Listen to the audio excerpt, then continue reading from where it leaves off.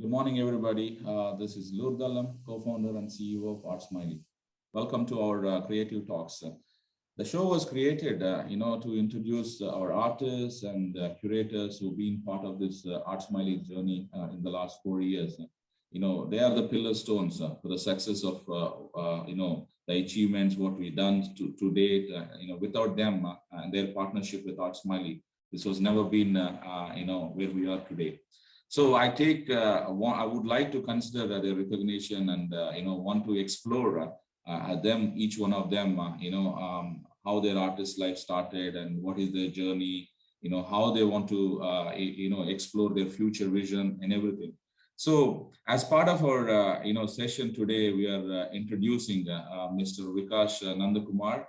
He's been a really backbone in terms of our curation consultancy for the ArtSmiley since last 4 years. Welcome on board, Mr. Nanda Kumar. Can you just elaborate and explain who you are actually, to our audience so that they learn more about you? Yeah, thank you, Lord. Thank you for the warm introduction. And it was nice to always chat with you whenever we talk about art. So it's very enriching, the conversation and what we actually want to achieve out of this conversation and where we want to take ArtSmiley and the other art platforms, not only ArtSmiley, the entire art ecosystem into that mode to the next future generation and all. So I'll just briefly introduce myself. So I'm Vikash Nanda Kumar. So I've been in this art sector from last, you say 18 years, 18, 19 years now. So we just tend to forget 1.5 year lockdown. We just tend to calculate in between. So these many years I have been engrossed in art fully, if you can say. I have been working on different aspects of art altogether. So when I started studies from my prestigious institution in India called Jawaharlal Nehru University. So I started studies from there in the visual arts. Then I moved on to doing from post-graduation to the MPhil there. So we learned arts from visual arts from different scholars of not only India, from across the globe. So many people coming, doing some conferences, research papers and seminars, and we used to attend that. So that time I'm coming from a small town, I say. So it was a kind of, sometimes it was a enriching experience for us. Sometimes it was too much of scholarly push back to your mind and how do you adapt yourself to that kind of gesture. But we managed to do that. And then after doing my research and studies, after your studies, when you go into the art market per se, when you try and find your career and opportunities. So at that point of time in early 2000, it was a really art market was growing at an exponential length and breadth. But it was not, the career opportunity was not so big because a lot of colleges, a lot of universities, a lot of people were still trying to expand their form into the art sector. So, but fortunately they managed to, many art galleries have opened, many art fairs, festivals, and so many colleges have opened their art studies, and also slowly the opportunities came up. Earlier there were very few museums in the country. Slowly the private museums come into the place, and so many corporate houses started building the private museum. So there are a lot of opportunities came in. So from that, we started working with some publication house who actually runs the art publication. We used to write articles for them. We used to assist them. Then slowly we moved to some art galleries where we work as an exhibition coordinator in the initial days. So we used to assist the curators to get all the required materials for the exhibition, for writing biographies, for writing, doing research on the artist and all, writing some small piece about art, doing outreach of the exhibition. So many things we started exploring. Yeah. And then I moved to India's, Asia's, in fact, is a leading art fair called India Art Fair. So I joined the team as an organizer for the India Art Fair in early 2010 or 11, 2010. I joined for the initial editions, and we with the team expanded the art fair on different global platforms. And it is one of the noted art fairs where a lot of international galleries, museums, collectors, HNIs, they all come to that fair and It is one of the such big event in the country where every art fraternity gets like popped up in during that period of time, like around 10 days or so. So, and from the after the doing those art market based like work where I used to work with, I was a part of the research and programming. I was heading that research and programming of the art fair, where we used to do several seminars, conferences, and all. But we moved to like different. We worked with different galleries, different collectors, museums, and all. So it has I've gained a lot of experience working with the art fair and international exposure.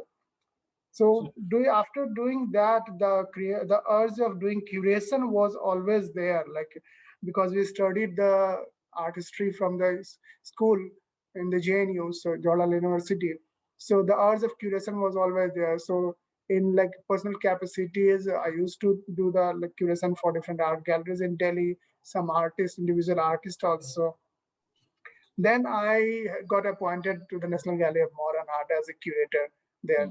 So there I got is the one of the premier modern contemporary art museum in the country, with a lot of repository, like 18,000 artworks in the collection, with from the top-notch modern artists to the senior contemporary artists. All of them are in the collection. And we used to conceptualize, curate, write, and all. So about the exhibition there. And then slowly, like I just got in touch with Lurdh also, and then we started like building this platform. So I was doing some kind of research and supporting them, whatever his great vision was for this ArtSmiley. So I was just like in my limited capacity, whatever I could do. So I was doing it, just helping, supporting to build this initiative. So, okay, I mean, it's a great journey. I mean, almost 14 years you touched, from art schools to the art fairs and to the exhibitions and organizing the events. So you have a long career in this. How do you actually transform it? I mean, is it a natural transition because you studied arts as your form and then moved into that, or from the by birth, when you have a kid, you have passion into want to move into art? How this happened, the transition, from your childhood to the art curator and consulting? Yeah, I must say that the people usually say the destiny always there. So I, in my case also, I feel that it's a destiny basically. So I'm not a very like I'm not a arts kind of person in from my childhood. So I had a lot of interest in the literature and poetry and all those things, but in my back home, like in the smaller town and the say suburbs of country, in those days, so science was still like existing, like prevalently existing in the society. Okay. So in a smaller towns, like your parents, or not only parents, the society and peer group always want you to see as a doctor or engineer. Absolutely. So I did my graduation in science. So I'm a geology honors. I'm a like distinction in geology and graduation in back home in Bihar. So that way, but yeah, so history and literature and everything, it was passion. So I used to like orate in Sanskrit at some point of time in school. So and that was actually a learning experience for me, like how I was attached to different literature, whether it's Hindi, English, Sanskrit, all those things. So and I had a huge interest in history, and maybe that interest actually, like I used to learn the entire those years and dates and everything, like when what things happened. So after graduation, I moved to this metro city in Delhi to just like prepare. I was an aspirant of civil services, like most of the small town people come to the metro city and aspire to become an civil servant. So that way I came here, and I had interest in history, so I took history as a subject. So I got into this zone of getting the like living alone kind of in the metro city, and taking burden of all the like essential things which you need to do for the survival, like you managing your household activities and everything, which I got actually fed up. So I thought, why not to like opt for this like prestigious university where you will get a good hostel and proper food made in the hostel like mess, so you don't have to go around for all this like grocery shopping. So then you can focus on your study within the rich library you have, and then you can do that. So then I just like opted for this entrance exam for this arts. So because I had deep interest and like, use like connection between the history and the arts, So, and I opted and I cleared that exam. So I got into the master's in the arts there, and then slowly started building career into that. Like, So it's a great journey, In fact, like a lot of struggle in the early days and moving into where you are. I mean, it's a great inspiration to a lot of audience who are listening to as well. So tell me, actually, you also worked in the faculties, right? You worked in Delhi as a faculty, and also in Brera University in Italy. What is this actually from? Doing into art exhibitions and career. Suddenly, you were moved into the faculty side as well. Teaching to the other students, and how this journey actually, I know you have a small stint in this, but keen to explore a bit also on that side. yes, so during my studies, like since my early years, so I always felt the gap between the students and the academician, like how the professor or your faculty teaches you. It should like actually communicate to all the students in the same fashion, and if it doesn't feel like communicate, then there is gap between the like faculty and the students. So I always felt that in my initial years of like when I was a student. So, and that gap, I whenever I used to teach the young students, even in my school days for the younger kids and brothers and sisters, I always think if I understand these problems or sums, whether it's Hindi, English, mathematics, or science, so why can't I make you understand in the same fashion? So I used to tell them, and I used to actually pinpoint the problem why people are not understanding, where is the blockage there. So I always tell them in the same fashion which they can understand, and reach out to the each of the students in the class. So this, I always like people around me always tell me that you have a tendency to like force your understanding to the people. Actually, you want to make them understand what you understand. So this is so, and this is how I took the like opportunity of teaching in the Delhi University in the arts department. So at that point of time, I was also like working at National Gallery of Modern Art as a curator. So I had no time to do the full time like a course for them, but I was a visiting faculty for them. I took few courses for almost 1.5 years for the art student there. So this was a passion that I want. Whatever I have earned through that like experiences, not only learning experience, whatever are the practical experience in the market or with the working with the galleries, because I know the same problem which we faced 10 years ago. That time it was a huge because of limited opportunity. So the same should be faced by the young students of the art history who will just come out of after the graduation or post graduation, and they will face, oh, where will I go, what will I work, and all several questions in their mind. So to just like I was not only teaching, I was also counseling most of the students that okay, these are the various opportunities you will explore after you get out of there, and you can come back to us also. We can so like share with you several opportunities across India and outside also. So this was just a passion to just like share or impart the knowledge or whatever experience much to say with the younger kids. So that's how I took the like responsibility of teaching those. And yeah, it was a very good relationship. Like it's just it's not a faculty student kind of relationship. It's just like friendly relationship. It's still like I meet them. And like even now 7-8 years now, but still like those students just text me or WhatsApp me for their projects and all the guidance that I want the reference of that, and also I'm happy to help them in whatever way I can.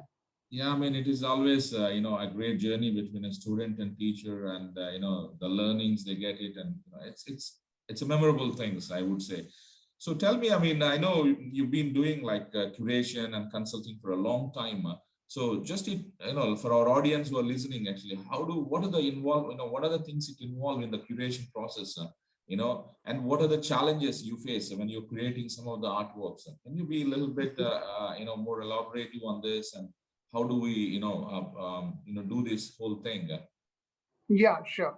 So before just say like on the this education part, so before getting into the curation, so I must say that so I was like a contributing editor for the entire Asia Pacific region, for subcontinent region, for a magazine called Art Bahrain, which published from Bahrain and distributed from Dubai itself. So I was the contributing editor for that for a few years, almost 4 years then, and I had like got in touch with several curators across the globe just to like interview them or write about them or several artists from different parts of the world. So, and I have been interviewing some Italian curators and also. So at that point of time, somebody has asked me, since you have been teaching at Delhi University, you have been like curating exhibitions there at National Gallery of Modern Art, working. So can you help me with like sharing your knowledge with the Italian students? I said, happy to. It's not like Italian or Indian and students are students for me. So, and then say I got an offer to teach about the Indian art or give a glimpses of Indian art to the Italian students, and also talk about the different aspects of art, not only the research, academic parts, but the curatorial aspect, the outreach, the management, arts management kind of. So then I took this like opportunity of teaching in the Academy of Barrera and University of Milan about all these aspects, like how do you curate exhibitions, what is, it's not only curating that you put the artworks together and do the exhibition, how do you like reach out to the people for that, what are the aspects involved in the curatorial management and also. So I had a brief like stint there also, so to just impart those like experiences with the students. And like just for knowledge, I'm still in touch with them. Again, they're always like, whenever they want some kind of connection with the Indian art, or they want to know much about Indian art or any kind of information, they come back to me after like 6 years now. So coming to the curation, so for me the curation, as you see, like you have been in this business from last 5-6 years, you must have seen that curation is a highly exploited world. Like you will see everybody is a curator, and we have no problem that everybody should be a curator, because curation is a concept of whatever you think, you decide, and you actually kind of give a valuation to that kind of project, or whether not only art, different kind of, I'm talking about the entire genres of like creativity, whether it's food or whether it's music, whether it's like literature, so all sorts of curation, whether it's films, so films can also be curated, so all sorts of curation. So these are the highly like person a specific intended process, you can say. It's a there are several processes when we talk about the in the terms of visual arts. So in visual arts we talk about, like if I simply say for the young people, the younger audience, like how do we curate? So we actually curate, like curator, we just bifurcate this in cure plus art. So how do you cure with art, or cure by art, or cure in art? So all those prepositions you can like put in between, and then these words can be formulated. So where we usually do the processes of like procuring the art. So how do you procure the art from the artists or galleries or different collectors and all sorts of, there are separate sets of like exhibition where you are doing, and then secure those arts. So procure and secure, and then the display comes after that. So how do you display based on your concept, theme, a space also, how big is the space, like whether it's like a gallery space, whether it's like collector space, whether it's a museum space, or whether it's a public space, the open space. So, and then there is an objective. So what do you want to like show it to the people, what do you want to convey to the people from this curation? Sometimes it's like very like a hardcore like contemporary issue based kind of, sometimes it's a very commercial purpose, sometimes like it's like related to some kind of event or festivals and everything. So it's like the objective should be very clarified and justified with your processes. So these are the basic elements, like you can say the process of curation. And there are several elements which can be attributed to the curation, which you need to think while you are curating the exhibition. Absolutely. I mean, this tells me that there are a lot of elements in both. From right from the message, to the quality and display. So it's like a big end-to-end process, because how we are reaching out at the end, connecting with the audience, it's very, very important. And that message sending, it's a brilliant stuff. At the same time, I would like to ask you one more question in part of that curation. How do you differentiate, budding artists, you call blue chip artists and masters? How do you differentiate for the people who are not from the industry, or who are into, coming into the industry? They're not very familiar, especially some of the guys. If you're not an art collector or somebody you're not very familiar, how do you differentiate these arts? So what do you tell to the audience, and how, when they're choosing to buy some work, or somebody want to see it, how do we see this? What you tell them? It's not an instant process, it's like a research based process, so, and which is gone by like different like stages of artists. Like if the young artist, if it's just a college pass out, when you suggest them, so okay, this is the young artist, their price point is this, so it can be a prospective investment purpose or for investment purpose also. So then we look at the artist's skill, the thematics which he works, then also the durability of the works, like how, like what material he uses. Sometimes in the younger like generation, people use some very like traceable materials, are the materials which are recyclable materials. So these are the matters actually devise the price point of the, but sometimes concept also drives a good pricing. So, and in terms of the blue chip and masters, so it all depends on the how the price point have been like getting responses from different auction houses or the different collectors and all, which is openly like you can do the research on different like artists, and you will get through the different website. So this is how we like tell them. But of course we see the artist like a journey, like the body of work. No, we just don't recommend artist who is coming from the college and we just say, okay, you invest in that and you will get like several thousand or millions rupees in some year. We just watch out for the artist for 2 3 years at least after passing out of from the college. And then we see that, okay, this artist is gaining a lot of momentum in the art market, different galleries are picking up, different collectors are interested, and this artist like work 3 years ago has progressed a lot in 3 years. So then we just recommend, okay, these artists can be investable and all. So this is how we like evaluate the artist broadly, but there are different elements. It's a huge like, Absolutely. Yeah, yeah. I mean, again, it's a journey, right? And how they develop this period and the price points, as I said, these are some of the elements, that dictates, what kind of artist you are. Okay. I mean, this is great things. A lot of people don't know about this, and that's why I asked this question so that it gives them clarity on it. So coming to, you've been into art industry for quite a long time. I just want to ask you, maybe it's a difficult question, but who is your favorite artist of all Oh, times? yeah, that is really difficult. So we have, see, for us, we don't have any favorite kind of. We always admire Admire, the that's pro, definitely yeah, true. we always admire the progressives of Indian progressive artists. We always admire the Renaissance artists of the world, and all those artists who have actually created the movements in the arts. So whether it's cubism or expressionism or impressionism, whatever, like so those artists actually have created a landmark. They have created a juncture in the art, and the art has got a new definition from that period of and point of time. So that way we admire those artists' contribution, the entire art So ecosystem. who you name actually, if I want to name somebody? But you can say several, like you say, whether it's a Picasso or it's a Da Vinci or it's a Munch, or India also you can say the Razas or Suzas or Hussains or B. Prabhas and all those like people, or Jarina for say the minimalism in general. So several artists. Several So artists. And so it they all have their depends own on. way of like leaving their milestone, that the other people can carry it, that kind of. Yes, definitely. Okay. So now with the, coming into the latest trend of the world, actually, I want to, see here what it is happening. What is your opinion on the digital arts? From Yeah, a digital traditional art. to, yeah, it's a Yeah. big change what's happening from in the world, I know, from traditional art to digital world. Well, I just want to like to pick your brain on this to understand, what is this concept and what is your opinion?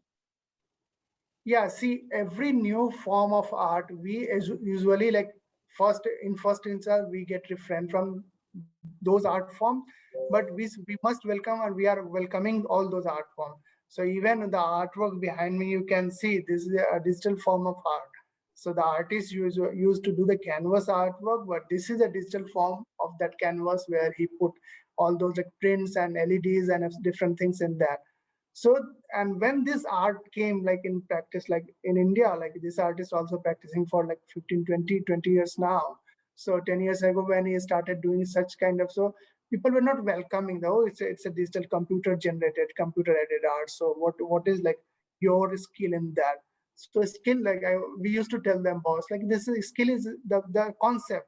So you don't say like, even nobody like me, you, and everybody cannot go to the computer guy and just make them like do such kind of creativity. So it's all the concept out, just the medium, like when the people have like turned from the, usually in the starting period, we used to create own paper, like handmade papers and those, and then we moved to the ready-made canvas, which was factory generated canvas. So it's again the shift in the medium. And then again people started in the 70s, when the India has got the like evolution on the installation art. So that time also people were very apprehensive, what is the future of this installation art, but it was in vogue in the West also since prior to that. But in India, like many like artists like Vivan Sundaram or Bhupen Khakkar. So all those people have started the movement in the installation art. So that time also it was not very well picked by the collectors or galleries and all. So, but it was a new medium, and people started slowly adapting that. And now you can see installation art is one big thing in India and elsewhere. Like, so this is how the digital also, like those computer aided is a one thing, and now the digital has got several like evolution phase, and now it has come to different mode altogether. And people have welcomed previously also, and now also it will be a part of the ecosystem, and it will remain forever, I guess. Absolutely. I mean, traditional art people, they don't need to worry about what is, but their stream of work will remain as it is. Maybe the developments has to adopt it. With the coming of the digital works, with the technology, the skill has been improved a lot. As you said, it is still a great art form, but they're not using the brush. They're using softwares, to create something. Again, it's a creativity. So I see again that this is a great opportunity for the younger generation, rather worrying about it too much. Passion is important, whichever is you in a traditional form and digital art form, to carry that passion is very important. Because why I was asking this question, in the recent trend, you may know that, recently Christie's entered into the digital art world, and they sold Beeple's artwork, for $69.1 million. It was purchased by an Indian origin Singapore, person, Metakovan. He bought this artwork. Yeah. Since then it become a big boom of NFTs, and every part of the world, people are talking about the digital art and NFTs. Do you know much about NFTs, or how do you see this? I mean, you have any idea about this? Yeah, of course. So these NFTs, like whatever, I personally don't know much about NFT, because still like it's in an evolving space, and we actually want to see much of this evolution and then come to like a conclusion and making such statements. But as far as I see, these NFTs again the a new form of digital art form, and which is going to stay for a long. So I see many like as you given the example of Christie, the people's thing. So I'm aware of that, and I have been like reading a lot. Like I have been seeing on social media. So these like kind of debates and these kind of news and say popping up every other day on that. Okay, this artwork has been bought by someone, or the Bansky's art was destroyed, and then it became an art form, and then it has got like sold by some important people. So and it actually gives a lot of opportunity to the artists who have been like practicing in the digital art form for a long, but we're not giving the due in the art Absolutely. circuit. So they were just like, okay, this is the digital, and this is a low quality of art. People usually used to refer in the like very slower, like maybe dormant language, you can say. So we used to like tell them, or like, but it's not there. You can just, you have to see the concept. So those artists have got the avenues now, so they can be like they can sell their concept. They can just like do whatever want to, like in the creative parameters, and then this form like will is going to sustain for a long. Of course there are problems which I can see in this form, like currently in our part of the like world, like when we see, so the digital illiteracy, so which is like the bandwidth. So whenever we have moved to the like, physical to online in recent decades, like where everything has become online, that whether you have to apply for something, some grant or some scholarship, everything you have to do the online. So which we have got adapted now. So even for your platform or many other platform, artists need to upload their biodatas, the artworks, the proper format and everything. So it was challenging for many artists in the initial phase. So now people have got adapted because and due to this virtual like world for 1.5 years, this is the only way of like adaptation you have to do that. So that way people have got attuned to that in recently. So digital illiteracy is still a problem for these NFTs and blockchain technology in several parts of the country. So which we need to get rectified as soon as possible, or make it more accessible or simpler in terms of like outreach and all those like.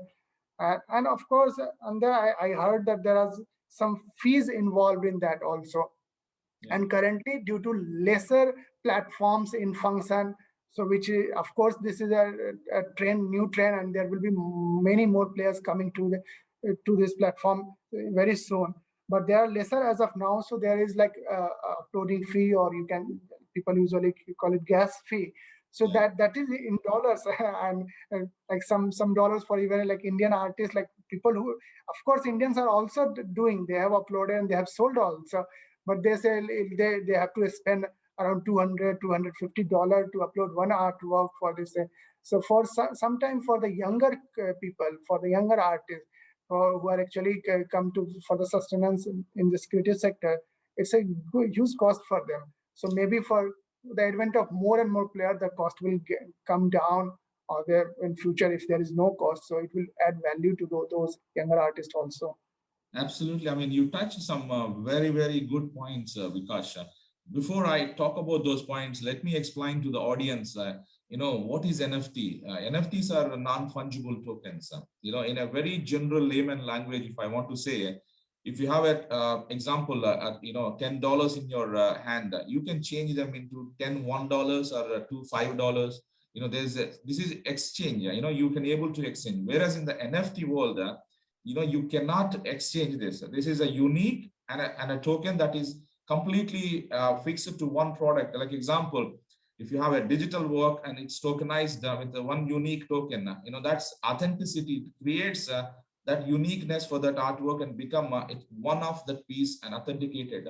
And these NFTs can be a revolution in the industry as it is, because a lot of the years, collectors, who's collecting the art pieces, art investor, they have a problem of authenticity. How do I trust? And they have to go for third-party companies to evaluate. All this can be eliminated because of the using the technology, blockchain, and we are using cryptos. We are authenticating the artwork with the NFTs.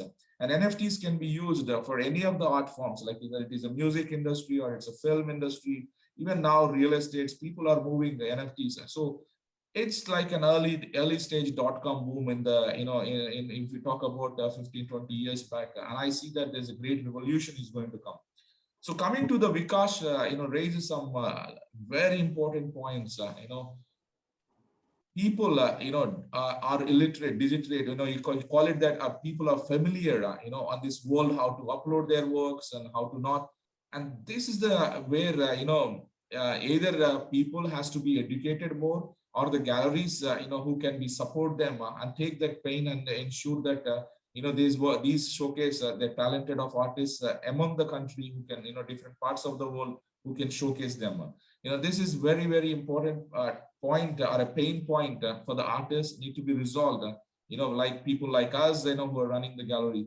Second thing also you touched about, uploading artwork is not free in the NFT world, because you have to pay a gas fee, as you touched, and this gas fee varies from different,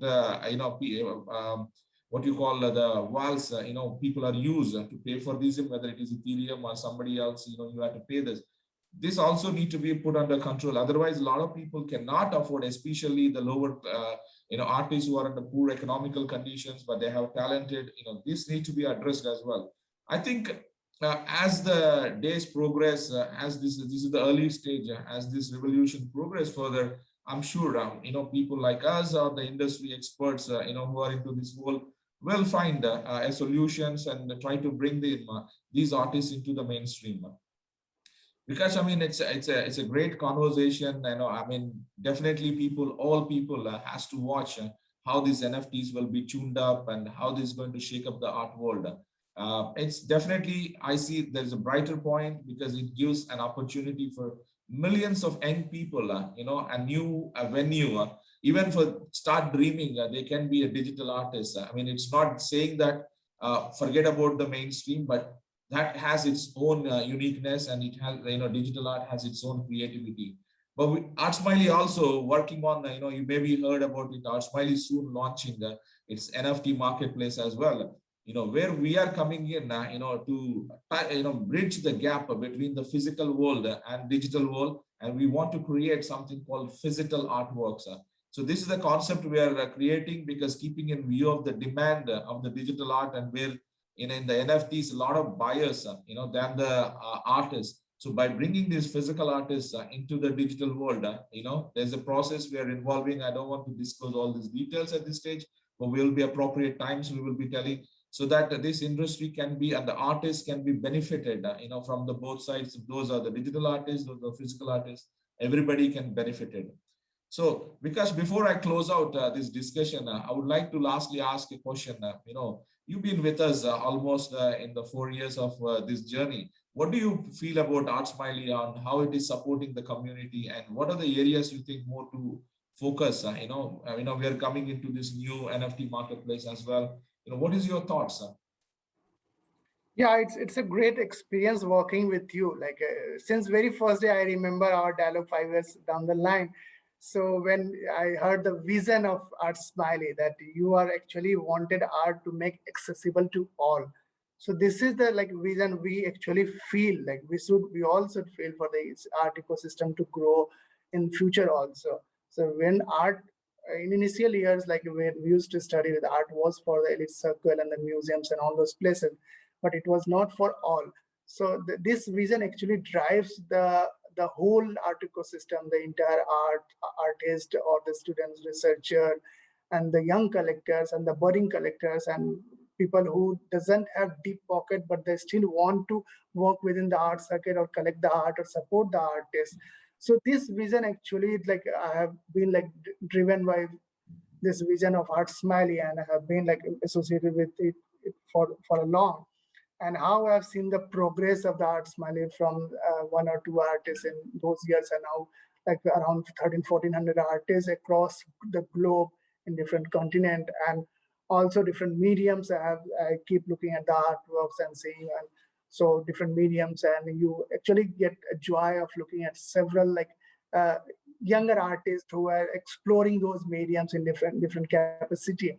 So, and how it has evolved, not only the online, the physical space you have, and how it has become a hub for different artists from different parts of the world, and they all come together and do the exhibition.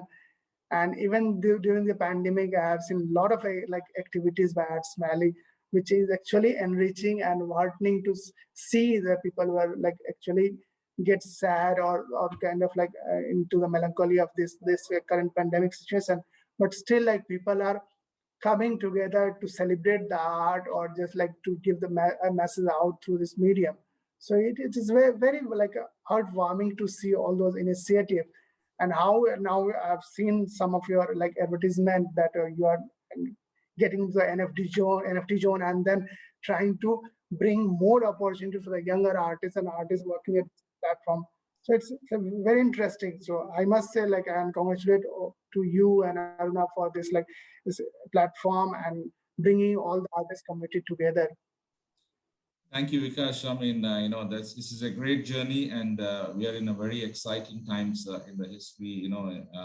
So we also want to dive into this, history, like bringing NFTs and clubbing or bridging the gap between the physical and digital artwork. So there's a lot more coming in the, in ArtSmiley's in the next few months. A lot of things we will be announcing it. So it's a great journey, and Vikash, thanks for your time. And as always, you've been as soon as with one phone call, you're always, there for us. It's again many thanks for all this support and love towards ArtSmiley. Many thanks, Vikash, for joining us today. Thank you. Thank you, Lord. Thank you. It was a Guys, wonderful it's a great discussion. So please, tune in to follow all our channels, and you will get a lot of these kind of discussions and updates. Thank you very much. Thanks. Bye.